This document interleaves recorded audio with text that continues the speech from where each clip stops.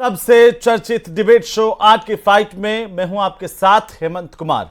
आज का मुद्दा है जेजेएम घोटाला, कितनी मछलियां बाकी हैं, क्योंकि जल जीवन मिशन घोटाले में पूर्व जलदाय मंत्री महेश जोशी की गिरफ्तारी के बाद सियासत तेज हो गई है। एक तरफ जहां पूर्व मुख्यमंत्री अशोक गहलोत ने महेश जोशी की गिरफ्तारी को राजनीतिक द्वेष करार दिया, तो वहीं जेजेएम घोटाले को लेकर के ईडी में शिकायत करने वाले कैबिनेट मंत्री डॉक्टर किरोड़ीलाल मीणा ने इस कार्रवाई को सही करार दिया। सियासी वार पलटवार के बीच अब कृषि मंत्री डॉक्टर किरोड़ीलाल मीणा ने जेजेएम घोटाले में शामिल अफसरों को पकड़ने की मांग की है। वहीं डॉक्टर किरोड़ी ने कहा कि जिन अफसरों ने जेजेएम में भ्रष्टाचार किया वे पकड़े जाएं। आज इसी पर करेंगे प्रदेश की सबसे बड़ी चर्चा की शुरुआत, लेकिन पहले देखिए ये छोटी सी रिपोर्ट।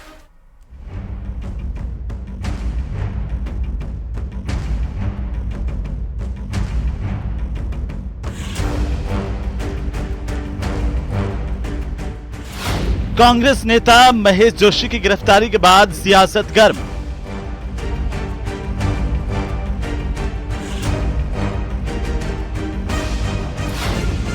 चार दिन की ईडी की रिमांड पर महेश जोशी, 28 अप्रैल को होगी पेशी।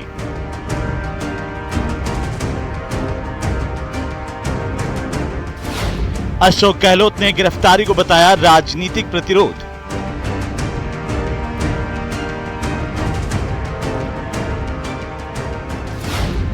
मंत्री डॉक्टर किरोड़ीलाल ने कहा, ये आखिरी कड़ी नहीं और ब्यूरोक्रेट्स होंगे गिरफ्तार।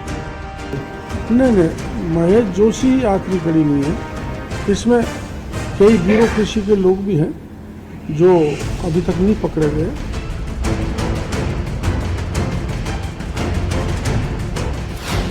जेजेएम घोटाला, कितनी मछलियां बाकी। तो जेजेएम घोटाले में आखिरकार कितनी मछलियां बाकी है, क्योंकि तत्कालीन मंत्री महेश जोशी अब गिरफ्तारी में है, पूछताछ हो रही है। लेकिन सबसे बड़ा सवाल जो आज हम पूछेंगे, एक नजर सवालों पर डालते हैं। महेश जोशी क्या सिर्फ झांकी है, कितनी मछलियां और बाकी है। साथ ही सवाल नंबर 2, क्योंकि महेश जोशी की गिरफ्तारी के बाद कई सवाल खड़े हो गए हैं कि जेजेएम घोटाले में शामिल अधिकारियों पर गाज आखिर कब गिरेगी।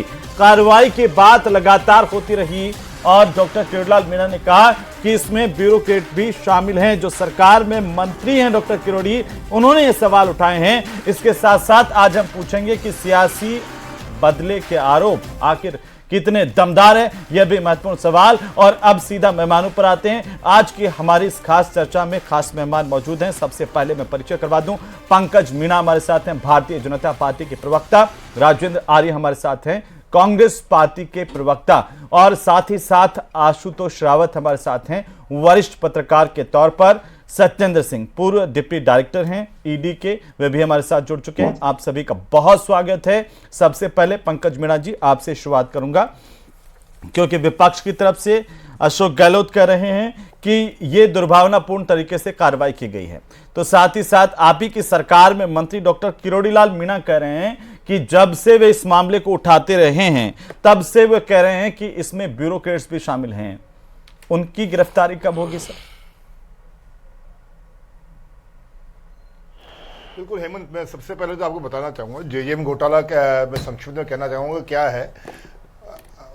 जब हमारी केंद्र में सरकार थी और राजस्थान में माननीय गहलोत जी के नेतृत्व में सरकार थी, तो पूरे राजस्थान को नल के द्वारा घर घर तक पानी पिलाने का, पेयजल उपलब्ध कराने की जेजेएम योजना थी।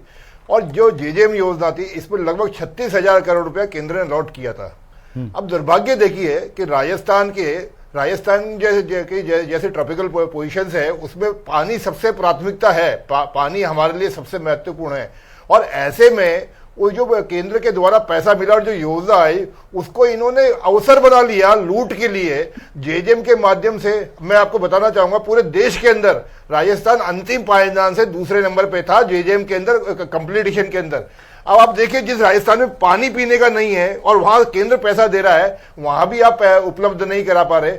और जब ये घोटाला धीरे धीरे सामने आया और माननीय किरोड़ीलाल जी के नेतृत्व में भारतीय जनता पार्टी ने पूरे ने जगह जगह आंदोलन किए, तब जाके ही मामला कहीं धीरे झूठा सच्चा एसीबी के पास गया। और जब लगा कि एसीबी भी ठीक से न्याय नहीं कर रही, हो सकता तत्कालीन राज्य सरकार से प्रभावित थी, तो हमने ईडी के कार्यालय के बाहर धरना दिया और ईडी में इसको एफआईआर दर्ज कराई।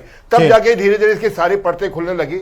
और मैं याद दिलाना चाहूंगा हेमंत आपको, जब भी कोई कार्यवाही होती है तो कांग्रेस के जो पीसीसी के अध्यक्ष है डोटासरा जी, वो बार बार चुनौती देके कहते हैं और बड़े मजाक में कहते हैं, अरे कि कहाँ है वो मगरमच्छ पकड़े, कहाँ मगरमच्छ पकड़े, ये छोटे मोटे लोगों को पकड़ के आप कर रहे हो। तो मैं आज आपके चैनल के माध्यम से आदरणीय डोटासरा जी को बताना चाहूंगा कि देखिए मगरमच्छ पकड़ने की शुरुआत हो गई है। और मुझे लगता है कि आज कहीं ना कहीं डोटासरा साहब इस बात को खुश होंगे कि उनकी बात को भारतीय जनता पार्टी की सरकार ने मान लिया।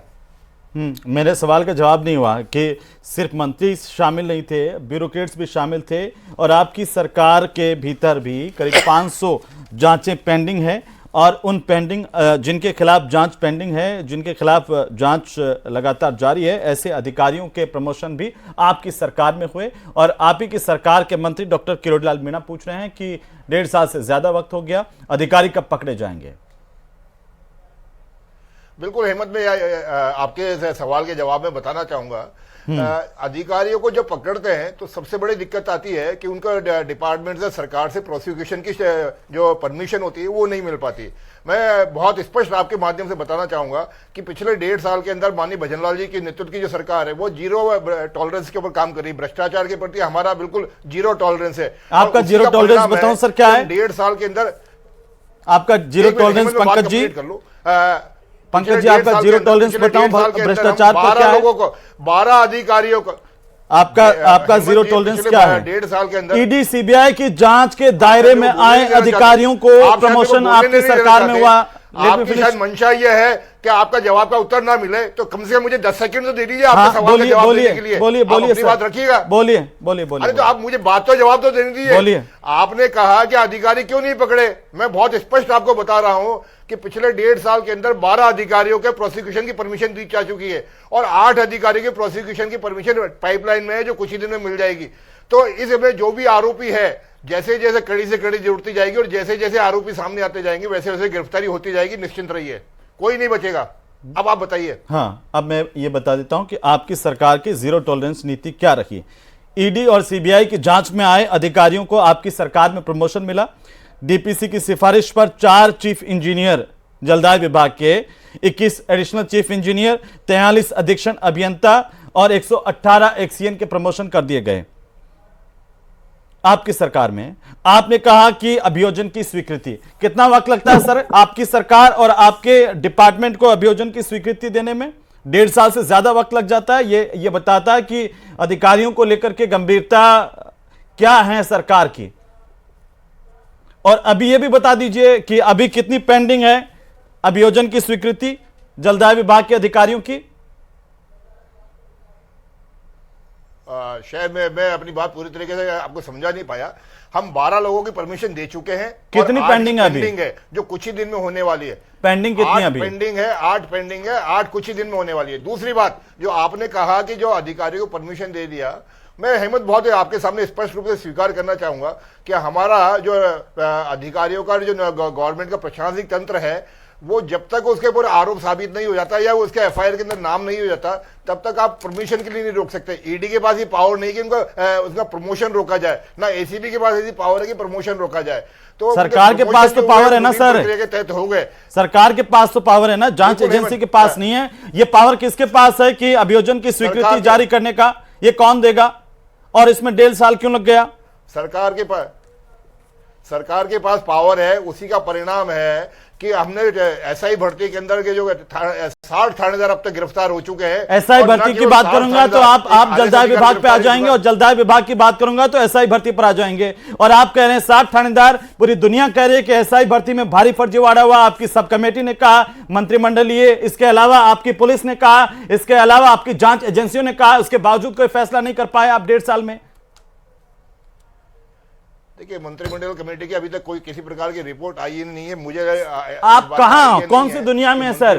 मंत्रिमंडलीय सब कमेटी जो कौन सी दुनिया में उसने रिपोर्ट नहीं सौंपी? हूं हेमंत जी, आप ही प्रवक्ता थे सर पंकज जी, जब मैं सवाल पूछा था और आपने कहा कि मंत्रिमंडल सब कमेटी की रिपोर्ट आने के बाद फैसला कर लेंगे। कितना वक्त हो गया? मंत्रिमंडल कमेटी की कोई रिपोर्ट सार्वजनिक नहीं हुई है।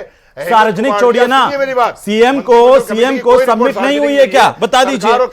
मैं कह रहा हूं एसआई भर्ती पर मंत्रिमंडलीय कमेटी की रिपोर्ट सीएम को सबमिट नहीं की गई है क्या?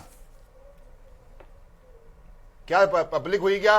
क्या सबमिट करी? सर पब्लिक होने पर ही एक्शन लेते हैं आप। हम ये हवाई बातें करते हैं। मैं कह रहा हूं हवाई बातें करते हैं। आप अगर मंत्रिमंडल कमेटी की कोई रिपोर्ट सबमिट हुई होती है और अब तक उसमें कार्रवाई हो गई होती, नहीं हुई। हवाई बातें हैं। अच्छा, मंत्रिमंडलीय कमेटी ने अपनी रिपोर्ट सबमिट नहीं किया एसआई भर्ती मामले को लेकर? जो कागज नहीं, सुनिए सर, बारे में हम सारे अनुमान। पंकज मीणा जी, आपको पूरा राजस्थान सुन रहा है। आप इतना बता दीजिए, मंत्रिमंडलीय कमेटी की जो रिपोर्ट है, सब कमेटी जो आपकी सरकार ने गठित की थी एसआई भर्ती पर, उसकी रिपोर्ट सबमिट नहीं हुई, आप बोल दीजिए। बिल्कुल, मैं आपको पूरी जिम्मेदारी के साथ कह रहा हूं, मंत्रिमंडल कमेटी की कोई रिपोर्ट अभी तक सीएम के पास सबमिट नहीं हुई है। मंत्रिमंडल कमेटी के जो हेड है जोगाराम जी पटेल, उनका एक दो बार डिस्कशन सीएम साहब के पास जरूर हुआ होगा, पर कोई कमेटी की रिपोर्ट सबमिट नहीं। आशुतोष जी, अब मैं क्या बोलूं, मैं वापस आ जाऊंगा। आशुतोष जी, गजब है सर। पंकज मीणा, बोलने की आवश्यकता नहीं है, केवल हम सेंसेशन क्रिएट करने के लिए उल्लू आरोप लगाते रहे, ये कोई किसी भी प्रकार का मैं आ जाता हूं। एक बार वरिष्ठ पत्रकार के तौर पर मैं आशुतोष रावत जी से चाहता हूं कि जो पंकज मीणा जी ने बड़ा वक्तव्य दिया है कि अभी तक जोगाराम पटेल जी की अध्यक्षता में जो सब कमेटी का गठन हुआ था उसकी रिपोर्ट सबमिट नहीं हुई है। देखिए हेमंत जी, मीणा जी अपनी जगह ठीक हो सकते हैं कि सार्वजनिक नहीं हुई है, लेकिन जहां तक हमारी जानकारी में है वो सार्वजनिक होने पर कार्रवाई का कोई प्रावधान नहीं है। सरकार भी शुरुआत से कह रही थी कि मंत्रिमंडलीय समिति की रिपोर्ट आने के बाद में हम बहुत जल्द इस बारे में फैसला ले लेंगे, लेकिन एसआई भर्ती परीक्षा मामला मुझे लगता है भारतीय जनता पार्टी के लिए भी गले की हड्डी बना हुआ है और शायद इसीलिए। अब आ जाइए जलदाय विभाग की कार्रवाई पर। जेजेएम घोटाला लंबे समय से, और खुद डॉक्टर किरोड़ीलाल मीणा कह रहे हैं इतने लंबे समय से अधिकारियों पर कार्रवाई नहीं हो रही है। मैं तो नहीं कर रहा हूं, आशुतोष जी।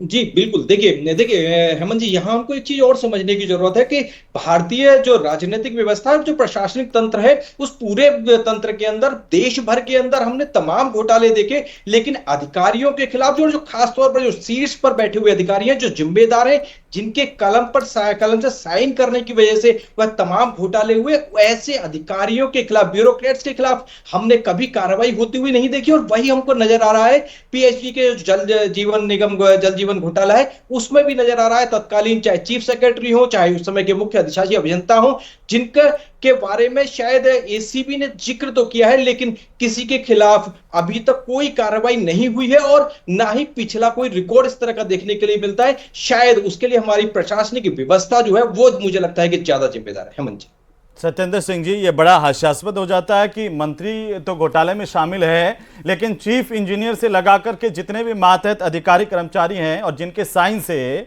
सारी राशि जो है वो जारी होती है, जो टेंडर दिए जाते हैं, वो सब अभी तक अपने काम पर काम कर रहे हैं, अच्छे से तनख्वाह ले रहे हैं, कई प्रमोशन पा गए हैं। हेमंत जी, आपको और मेरे सभी को-पैनलिस्ट को नमस्कार जी। अब आपने मुद्दा उठाया कि इस मामले में मंत्री पे तो कार्रवाई होगी, लेकिन अधिकारियों पे क्यों नहीं हुई।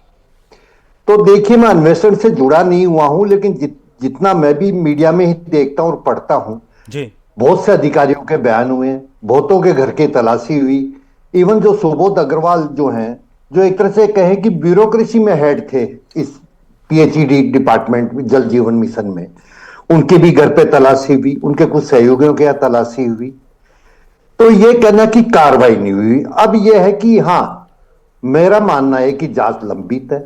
अब देखिए, जहां तक मंत्री जी के सवाल है, करीब करीब समय देखिए हर चीज में लगता है, धीरे धीरे इन्वेस्टिगेशन आगे बढ़ रहा है, सबूत इकट्ठे किए जा रहे हैं। तो अभी जो स्थिति है, इसमें यह आरोप लगाना कि अधिकारियों पे कोई कार्रवाई नहीं हुई या उनको छोड़ दिया गया है, बड़ा प्रीमेच्योर है ये कहना। देखिए, अन्वेषण चल रहा है और तो वो उसको एक बार थोड़ा सा और आगे बढ़ने दीजिए। अभी ऐसा नहीं कि अन्वेषण खत्म कर दिया गया। सर, इस तरह की जांचों में आप लगातार इन्वॉल्व रहे हैं, जब आप डिप्टी डायरेक्टर रहे, और उस दौरान इस तरह के केसेस भी आपने घोटालों के देखे होंगे। क्या प्रारंभिक तौर पर प्रथम दृष्टया जिसे कहते हैं, यह संभव हो पाता है कि मंत्री तो संलिप्त है लेकिन कोई अधिकारी इसमें संलिप्त नहीं रहा हो? जिम्मेदार तो अधिकारी होगा, ब्यूरोक्रेट होगा। देखिए सरकार जो है वो कौन चला रहा है? और थोड़ा सा मैं और बोल रहा हूं कि अभी पंकज जी जिक्र कर रहे थे कि अभियोजन की स्वीकृति की कई बार 1.5-2 साल के अंदर एसीबी और ईडी और सीबीआई ने भी अभियोजन की स्वीकृति के लिए कई बार सरकार को लिखा। 500 अधिकारियों की जांच पेंडिंग है सर, अभियोजन की स्वीकृति जारी नहीं होती। एक मामला नहीं है सर, राजस्थान में अगर आप डेटा खंगालेंगे अभियोजन की स्वीकृति के मामले में हर सरकार का यह हाल है, हर सरकार का यही हाल रहा है। इस पर मैं इस पर कोई टिप्पणी नहीं करना चाहूंगा क्योंकि उनकी जो अपनी व्यवस्था है, जो उन्होंने सेटअप बना रखा है, लेकिन देरी जो होती है उसमें तो उससे नियत पे भी सवाल खड़े होते हैं। जनता भी देखती है कि क्या हो रहा है, क्योंकि शुरू में मीडिया में इतनी हाइप हो जाती है कि इसने ये पैसे खा लिए, इसका घर का तस्वीर आ रही है, ये आ रही है, उसके बाद जब कार्रवाई नहीं होती तो थोड़ा सा निराशा जनता में झलकती है। तो अरे साहब इन चीजों का थोड़ा सा टाइम बाउंड किया जाए तो अच्छा रहता है सर। आप ये करें कि जो समय लग रहा है वो समय कम करें, तब प्रतिबद्धता समझ में आए कि आखिरकार हम कार्रवाई कितनी शिद्दत के साथ कर रहे हैं। राजेंद्र आर्य साहब, अशोक गहलोत जी क्यों कह रहे हैं कि ये दुर्भावनापूर्ण कार्रवाई हुई, जबकि लगातार आरोप तो आपकी सरकार के वक्त से ही लगते रहे और आपकी सरकार के भीतर आपके सहयोगी भी उठाते रहे इस तरह के मामलों को। मुझे दिव्या मदेरणा का वो बयान याद है जब उन्होंने कहा कि जलदाय मंत्री रबर स्टैंप है। देखिए हेमंत जी, मैं सिर्फ इतनी सी बात कहता हूं कि ये मामला पूरा सबसे पहले एसीबी ने, राजस्थान की एसीबी में उस वक्त की माननीय गहलोत साहब की जो सरकार थी उसके दौरान दर्ज हुआ था और उसके बाद में जो भी अधिकारी और एग्जीक्यूटिव इंजीनियर और ठेकेदार जो अरेस्ट हुए थे उन तमाम लोगों की बाद में जमानत भी हो गई और उसके बाद में इस मामले में ईडी की एंट्री हुई और सीबीआई की एंट्री हुई। आप सोचिए, इस देश के अंदर तमाम राज्यों में, चाहे उत्तर प्रदेश की बात हो, चाहे मध्य प्रदेश की बात हो, चाहे J&K की बात हो, तो वहां तमाम जगहों पे 12-12, 13-13 हजार करोड़ के, एक जगह 31,300 करोड़ का भी जल जीवन मिशन घोटाला हुआ, लेकिन वहां पे कहीं पे भी ईडी नहीं जाती है। लेकिन दुर्भावना से राजस्थान के अंदर सिर्फ, जबकि एसीबी ने मामला दर्ज कर लिया, मैं उन 3 राज्यों की जिनकी बात कर रहा हूं वहां एसीबी ने भी मामला दर्ज नहीं किया। यहां यह कहना जरूरी है कि मंत्री के किसी भी जगह कहीं साइन नहीं होते, मंत्री कहीं भी किसी पेपर पे सिग्नेचर नहीं करता, कोई टेंडर जारी नहीं करता, जिम्मेदार तो होते हैं आर्य साहब। और सुनिए तो सही, क्यों आपकी पार्टी और आप लोग आरोपियों के पक्ष में खड़े हो जाते हैं सर? मैं पक्ष में नहीं खड़ा और मैं आपको कह रहा हूं जांच करो, लेकिन तो जांच पक्षपाती नहीं होनी चाहिए। आपको पता है, आपके नेता ने तो आर्य साहब सुन लीजिए ना, क्लीन सर, देखिए जांच अगर ईमानदारी से होगी ना, आप ये कहते हैं इसके बजाय कि आरोपी हैं, अदालत तय करेगी, जांच पूरी होने दीजिए। आप तो आरोपी के साथ खड़े हो जाते हैं, घोटाले के आरोपी के उन लोगों के साथ खड़े हो जाते हैं जिन्होंने लाखों लोगों के हलक से पानी छीना। मैं आपसे जी आर्य साहब बोल लीजिए, पूरा कर लीजिए। सर मेरी बात सुनिए ना, लाखों लोगों की हलक से पानी उत्तर प्रदेश में भी छीना है, करोड़ों लोगों क्या आप ये कहना चाह रहे हैं कि उत्तर प्रदेश में जो चोर हैं वो राजस्थान के चोरों को भी उनके पीछे छिपा करके हम बचा लें? सर वही अगर आरोप है ना तो आरोप तो सब जगह बराबर होंगे ना। मैं आपको बात कह रहा हूं कि चीफ सेक्रेटरी अभी जो है ना वो उस वक्त एसीएस थे, क्या उनसे अभी तक कोई पूछताछ हुई क्या? आप बताइए ना। एसीबी ने जो अभियोजन स्वीकृति मांगी, 1.5 साल से सरकार ने करीबन 30-35 अधिकारियों की अभियोजन स्वीकृति नहीं दी, उनके प्रमोशन तक कर दिए।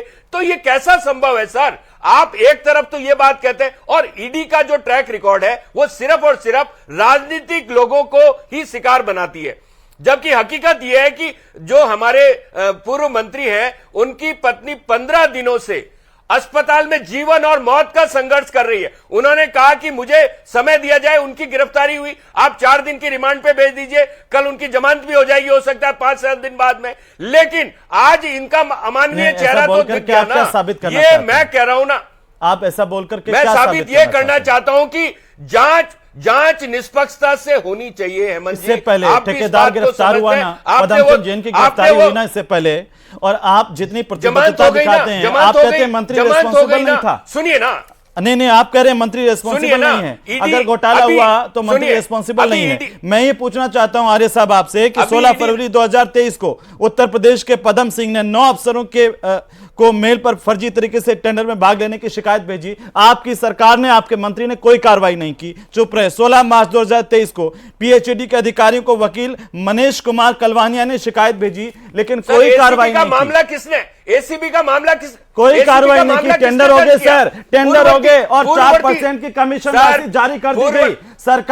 सरकार ने उस पैसे जो राशि है वो जारी कर दी सर, जनता की गाड़ी कमाई कमीशन के नाम पर जारी कर दी। हेमंत जी मध्य प्रदेश में 40% सर राजस्थान की बात कीजिए ना, घोटाला हुआ 31,300 राजस्थान की बात कीजिए। आपको पूरी देश की बात करनी पड़ेगी। ईडी सिर्फ राजस्थान की जांच नहीं कर सकती, ये घोटाला तो राजस्थान का है ना सर। और मैं आपको सुनिए, J&K के अंदर उस वक्त के वहां के एक अशोक कुमार परमार हैं, सीनियर आईएएस हैं, उन्होंने खुद ने मामला उठाया J&K के अंदर। वो दलित आईएएस ऑफिसर है, उन्होंने कहा कि मनोज सिन्हा मुझे टारगेट कर रहे हैं और मुझे फंसाना चाहते हैं। उन्होंने खुद इस मामले को खोला। तो वहां J&K में क्या हुआ आप देखिए ना। सवाल ये उठता है कि ईडी का जो बात है ना वो सिर्फ और सिर्फ कांग्रेस शासित राज्यों की तरफ जलदाय विभाग की बात करने पर पंकज जी एसआई भर्ती को बीच में ले आते हैं ना, वैसे ही आप राजस्थान की बात करने पर जम्मू कश्मीर मध्य प्रदेश पहुंच जाते हैं। सत्येंद्र सिंह जी कुछ कहना चाह रहे हैं? सर मेरे को एक बात बता दीजिए, क्या मध्य प्रदेश, जम्मू कश्मीर और उत्तर प्रदेश में घोटाला नहीं हुआ? क्या एक सवाल का जवाब देना चाहता हूं, क्या मनी लॉन्ड्रिंग हुई? आप मुद्दा अपने सवालों के जवाब दे दीजिए। मुझे मुकदमे दर्ज एक बात क्यों नहीं बताइए किए जल जीवन मिशन घोटाले पर सर।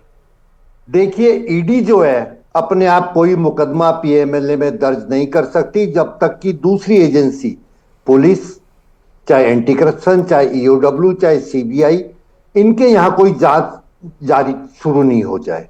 तो ये कहना कि ईडी ने मुकदमा दर्ज नहीं किया और साथ में ये आप कह रहे हैं कि वहां के एंटी करप्शन ने भी नहीं किया, तो ईडी तो उस मामले में जांच कर ही नहीं सकती। मैं सत्येंद्र जी आपसे एक बात पूछना चाहता हूं, आप ईडी के बड़े अधिकारी रहे, मुझे एक बात बता दीजिए, क्या महेश जोशी जी के मामले में मनी ट्रेल दिखी है कहीं?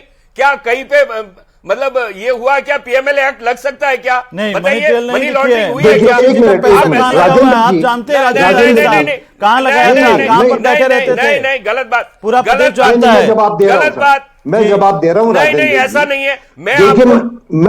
मैं इस अन्वेषण से नहीं जुड़ा हुआ हूं, लेकिन कुछ ना कुछ साक्ष्य हैं तभी गिरफ्तारी हुई है, क्योंकि ऐसे गिरफ्तार करने का मतलब तो मंत्री के साक्ष्य सिर्फ मंत्री के खिलाफ ही है क्या? साक्ष्य सिर्फ मंत्री के खिलाफ ही है क्या? आप साक्ष्य सार्वजनिक करिए ना। आप बताइए, साक्ष्य आईएएस के खिलाफ नहीं है क्या? दो एसीएस रहे, राजेंद्र जी, दो एसीएस रहे, कितने चीफ इंजीनियर रहे, कितने बड़े अधिकारी रहे, करने के लिए आप कैसी बातें करते हो? जितने भी साक्ष्य हो अदालत को दिखाए जाएंगे। कमाल हो गया। मतलब साक्ष्य सिर्फ पक्षपाती कार्रवाई करने के लिए आप क्या चाहते हैं कि साक्ष्य टीवी चैनल पर दिखाए जाए? कार्रवाई करने के लिए बात है करके साक्ष्य दिखाए। काम कानून से दिखाई नहीं देते, कहने से होगा? ब्यूरोक्रेट्स दिखाई नहीं देते, सिर्फ मंत्री दिख रहा है क्योंकि मंत्री की पत्नी अस्पताल में जीवन और मौत का संघर्ष कर रही है। थोड़ी तो शर्म आनी चाहिए। कानूनी प्रक्रिया का पालन किया जा रहा है, पालन नहीं किया जाए तो पीएमएलए एक्ट में प्रावधान है कि ऑफिसर्स के ऊपर खिलाफ मुकदमा देश छोड़ के भाग रहे थे क्या? नहीं, मंत्री देश छोड़ के भाग रहे थे क्या? बताइए, मंत्री देश छोड़ के भाग रहे थे क्या? इतनी क्या जल्दबाजी थी? क्या इस देश के अंदर और कोई घोटाला नहीं हुआ क्या? ये तो जांच एजेंसी ही बताएगी। ये क्या अदालत? सर आर्य साहब, ये तो जांच एजेंसी तय करेगी। कुछ नहीं है, सिर्फ राजनीतिक आंकड़ों के इशारे पे, राजनीतिक इशारों पे कार्रवाई हो रही है, सीधा आरोप है आपका कि राजनीतिक इशारे पर कार्रवाई की गई है। पंकज मीना जी जवाब दीजिए, पंकज मीना जी जवाब दीजिए। राजेंद्र जी, फिर इनके अदालतों में जमानतें क्यों नहीं होती? केजरीवाल जी भी आरोप लगाते थे। सत्येंद्र जी ठीक है सर। राहुल गांधी, सोनिया गांधी की जमानत क्यों हुई? पंकज मीना जी, ईडी के भी कई अधिकारी पकड़े गए, ईडी के भी कई अधिकारी पकड़े गए, ईडी के भी कई अधिकारी रिश्वत लेके पकड़े गए। ईडी बात मत कीजिए, सरकारी ईडी के भी कई अधिकारी रिश्वत लेके पकड़े गए। कार्रवाई हो रही है ना आर्य साहब किसने कार्रवाई करी? बताइए ना, संविधान पर अदालत पे भरोसा रखने वाले लोग हैं। अरे अदालत पे भरोसा रखिए। अगर ईडी के जो अधिकारी रिश्वत लेके पकड़े गए उनके खिलाफ एक मामले में 3 जांच एजेंसियां कार्रवाई करी है, एसीबी, ईडी और सीबीआई। मैं कह रहा हूं ऐसा कोई मामला बता दीजिए देश के अंदर जहां 3 एजेंसियां जांच कर रही हो। आर्य साहब, पंकज मीना जी जवाब दे रहे हैं। पंकज मीना जी जवाब दीजिए। गंभीर आरोप है। हेमंत जी, जब भी कोई भ्रष्टाचार में कार्रवाई होती है जिसमें कांग्रेस के नेता फंसे, अरे वसुंधरा जी ने आरोप लगाया 42,000 करोड़ का। अरे वसुंधरा जी ने आरोप लगाया आपके ऊपर। वसुंधरा जी ने आरोप लगाया अपने चुनाव क्षेत्र के अंदर आरोप लगाया आपके ऊपर। वसुंधरा जी ने कहा कि 42,000 करोड़ का क्या हुआ, लोगों का पानी छीन रहे हैं आपके अधिकारी। ये देश का आपके 1.5 साल से आपने अभियोजन स्वीकृति क्यों नहीं दी? आप कब तक आपने 1.5 साल से अभियोजन स्वीकृति क्यों नहीं दी? आप मंत्री को निशाना बना रहे पूर्व मंत्री को। लूट खसोट में जेल जा रहे तो आपको दर्द क्यों? अरे आप पूर्व मंत्री को निशाना बना रहे हैं। आपके अधिकारियों से मिलीभगत है क्या? आपके अधिकारियों से मिलीभगत है क्या? ये सब चोर, आप चोर है, आपकी सरकारें चोर है, केंद्र की सरकार चोर है, भाजपा सरकारें चोर है, चाहे मध्य प्रदेश की हो, चाहे देश का पैसा लूटा, चाहे उत्तर प्रदेश की हो, और चाहे जेएनके की हो, तमाम जगह घोटाले में। ठीक है आशुतोष जी छोटी सी टिप्पणी है। आशुतोष जी छोटी सी टिप्पणी है। क्या वाकई देरी हुई है? क्या वाकई ब्यूरोक्रेट जो अधिकारी हैं उनके गिरफ्तारी में, उन पर एक्शन में देरी हुई है और इसी वजह से डॉक्टर किरोड़ीलाल मीणा को भी सवाल उठाने पड़े वापस से? बिल्कुल हेमंत जी, देखिए मैं यहाँ ये कहना चाहता हूं कि अगर राजनीतिक दल इस जो तमाम घोटाले होते हैं उनमें वाकई उस कांड को उजागर करना चाहते हैं और दोषियों को सलाखों के पीछे पहुंचाना चाहते हैं, तो राजनीतिक दलों के नेताओं के साथ में ब्यूरोक्रेट्स की भी जिम्मेदारी तय होनी चाहिए। अगर उनका भी रोल है तो उनको भी जेल के सलाखों के पीछे जाना चाहिए। तो एक ज्यादा अच्छी बहुत शुक्रिया चर्चा में शामिल होने के लिए। कुल मिलाकर के लगातार राजस्थान में इस पर राजनीति भी हो रही है और खुद सरकार के मंत्री की तरफ से डॉक्टर किरोड़ीलाल मीणा ये सवाल उठा रहे हैं कि आखिरकार इतनी देरी क्यों हो रही है, वाकई देरी हो रही है और इस देरी को दुरुस्त करेगी सरकार और उन ब्यूरोक्रेट्स पर, उन अधिकारियों पर भी कार्रवाई होगी जिन्होंने जनता का पानी छीना, जिन्होंने घोटाला किया। नमस्कार।